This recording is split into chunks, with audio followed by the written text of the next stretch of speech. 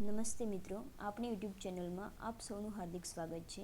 આજે આપણે આ વિડીયોમાં સિનિયર સાયન્ટિફિક અસિસ્ટન્ટ્સ માટેનો જે સિલેબસ છે તેમાં યુનિટ 4નો અભ્યાસ કરીશું અને તે યુનિટ રિલેટેડ થોડા વન લાઇનર પ્રશ્નો પણ જોઈશું. યુનિટ 4માં પ્રયોગશાળામાં ગુણવત્તા નિયંત્રણ, ગુણવત્તાની ખાતરી અને સલામતીના પગલાં જેવા બધા જે ટોપિક આપેલા છે બધાનો આપણે અહીંયા અભ્યાસ કરીશું.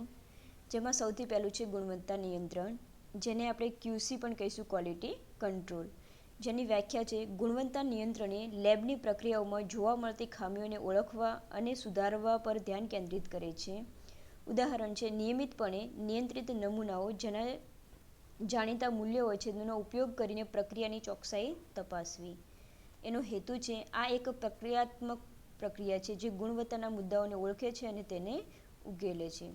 એની વધુ માહિતી જોઈએ. આ પ્રક્રિયામાં પ્રયોગશાળાના દરેક પગલાં પર તપાસ કરવામાં આવે છે, જેમ કે સાધનોનું કેલિબ્રેશન કરવું, કંટ્રોલ સેમ્પલનું પરીક્ષણ કરવું અને ભૂલોને શોધવી અને તેને સુધારવી. આ પ્રક્રિયા ખાતરી કરે છે કે ટેસ્ટ યોગ્ય રીતે કાર્ય કરી રહ્યો છે. બીજો ટોપિક જોઈશું ગુણવત્તા ખાતરી, જેને આપણે QA મીન્સ કે ક્વોલિટી એસ્યોરન્સ કહીએ છીએ. જેની વ્યાખ્યા જોઈશું. ગુણવત્તા ખાતરી એ સમગ્ર પ્રક્રિયાઓને સમૂહ છે જે ખાતરી કરે છે કે લેબના પરિણામો શક્ય તેટલા સચોટ છે અને ઉદ્યોગના ગુણવત્તા ધોરણોને પૂર્ણ કરે છે. જેનું ઉદાહરણ જોઈશું. મેનેજમેન્ટ દ્વારા આયોજન, અમલીકરણ અને વિશ્લેષણ પ્રવૃત્તિઓના અંતિમ તબક્કામાં દેખરેખ કરવી અથવા દેખરેખ રાખવી. જેનો હેતુ જોઈશું. આ એક નિવારક પ્રક્રિયા છે જે ખાતરી કરે છે કે પ્રક્રિયાઓ ગુણવત્તાના ધોરણો પૂરા કરવા માટે ડિઝાઇન કરાઈ છે.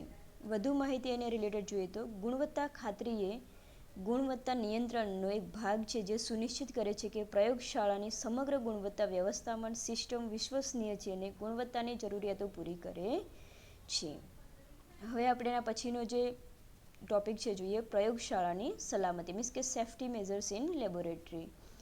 જેમાં સૌથી પહેલું છે યોગ્ય SOPનું પાલન કરવું. દરેક પ્રયોગશાળા કાર્ય માટે સ્ટાન્ડર્ડ ઓપરેટિંગ પ્રોસિજર્સ વિકસાવવા અને તેનું પાલન કરવું. બીજું છે સુરક્ષા ડેટા શીટ્સ. રસાયણોના ઉપયોગ અને સંચાલન માટે સુરક્ષા ડેટા શીટ્સનો સંદર્ભ લેવો. ત્રીજું જોઈશું એમાં ખાસ હેન્ડલિંગ, તો જોખમી પદાર્થો અને સામગ્રીઓનું યોગ્ય રીતે સંચાલન કરવું. એના પછીનો આપણે ટોપિક જોઈશું અથવા તો એ જ ટોપિકમાં આપણે પહેલાં જોઈ લઈએ કે સેફ્ટી મેજર્સ મીન્સ કે સલામતી માટેના પગલાંમાં એની વ્યાખ્યા જોઈ લઈએ કે લેબોરેટરીમાં કામદારો અને સંસાધનોના રક્ષણ માટે જોખમો ઘટાડવા અને અકસ્માતો ટાળવા માટે લેવાયેલા પગલાં.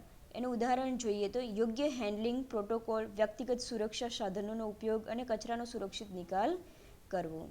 એનો હેતુ જોઈએ તો સંભવિત જોખમોને નિયંત્રિત કરીને કાર્યસ્થળને સુરક્ષિત રાખવું.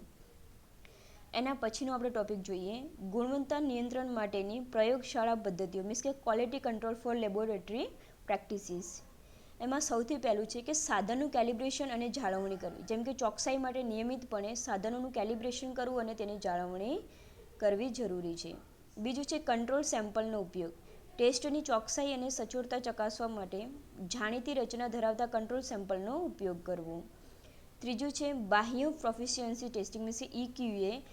તો એનું છે કે અન્ય પ્રયોગશાળાઓ સાથે પોતાની કામગીરીની સરખામણી કરવા માટે આવા કાર્યક્રમોમાં ભાગ લેવો. ચોથું છે દસ્તાવેજીકરણ અને રેકોર્ડ મેનેજમેન્ટ.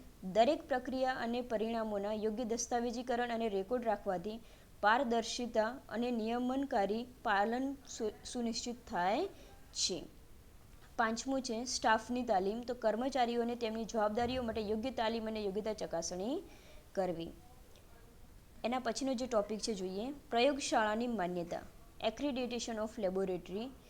માં જેની આપણે વ્યાખ્યા જોઈશું. એ એક એવી પ્રક્રિયા છે જેમાં સ્વતંત્ર સંસ્થા દ્વારા લેબની ગુણવત્તા, સક્ષમતા અને વિશ્વસનીયતાનું મૂલ્યાંકન કરવામાં આવે છે. જેનો હેતુ જોઈશું આપણે કે લેબના પરિણામોની સચોટતા અને વિશ્વસનીયતાની પુષ્ટિ કરીને ગ્રાહકનો વિશ્વાસ વધારવો. જો વધુ માહિતી એમાં જોઈએ તો પ્રયોગશાળાને પ્રમાણપત્ર મળવું અને તેની ગુણવત્તા અને વિશ્વસનીયતાનો પુરાવો છે. પ્રયોગશાળાઓએ અહીંયા કહે છે વધુ માહિતીમાં કે પ્રયોગશાળાને જે પ્રમાણપત્ર મળે છે તેની ગુણવત્તા અને વિશ્વસનીયતાનો પુરાવો છે. પ્રયોગશાળાઓએ સ્વીકૃત ISO અને અન્ય નિયમનકારી ધોરણોનું પાલન કરવું જરૂરી છે. એના પછીનો આપણે ટોપિક જોઈશું જોખમનું આકલન અને પ્રયોગશાળાનું સંચાલન મીન્સ કે risk assessment and management of laboratory, જેની વ્યાખ્યા જોઈશું આપણે. લેબની પ્રવૃત્તિઓમાં સંકળાયેલા સંભવિત જોખમોને ઓળખવા, તેનું મૂલ્યાંકન કરવા અને તેને નિયંત્રિત કરવા માટેની પદ્ધતિસરની પ્રક્રિયા. જેના ઉદાહરણ જોઈએ આપણે. રાસાયણિક અકસ્માતો અથવા ઉપકરણોની નિષ્ફળતા જેવા જોખમોને ઓળખી તે ઘટાડવા માટે પગલાં લેવા. જેનો હેતુ જોઈશું. લેબના સંચાલનમાં સંભવિત સમસ્યાઓ માટે પૂર્વ તૈયારી કરવી અને કાર્યસ્થળને સુરક્ષિત બનાવવું. આપણે હવે જે ટોપિક જોઈએ એના રિલેટેડ થોડા MCQs જોઈ લઈએ. મીન્સ કે વન લાઇનર પ્રશ્નોત્તરી જોઈ લઈએ. જેમાં પહેલો પ્રશ્ન જે છે, QC અને QAનું પૂરું નામ શું છે? તો ક્વોલિટી એસ્યોરન્સ મીન્સ કે ગુણવત્તા ખાતરી અને QC બરાબર ક્વોલિટી કંટ્રોલ મીન્સ કે ગુણવત્તા નિયંત્રણ. બીજો પ્રશ્ન, લેબોરેટરીમાં ગુણવત્તા ખાતરી શું છે? તો જવાબ આવશે પ્રક્રિયાલક્ષી પ્રવૃત્તિઓનો સમૂહ. ત્રીજો પ્રશ્ન છે, ગુણવત્તા નિયંત્રણમાં મુખ્યત્વે શું સમાવેશ થાય છે? તો જવાબ આવશે સાધનોનું નિયમિત પરીક્ષણ અને નિરીક્ષણ. ચોથો પ્રશ્ન, ISO 150-189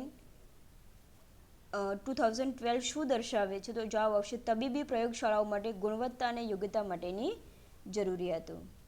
ક્લિનિકલ, હવે પાંચમો પ્રશ્ન જોઈએ. Clinical lab improvement amendment means કે CLIA નો હેતુ શું છે? તો જવાબ આવશે લેબોરેટરીઓ ગુણવત્તા ખાતરી જાળવી રાખે તેની ખાતરી કરવી.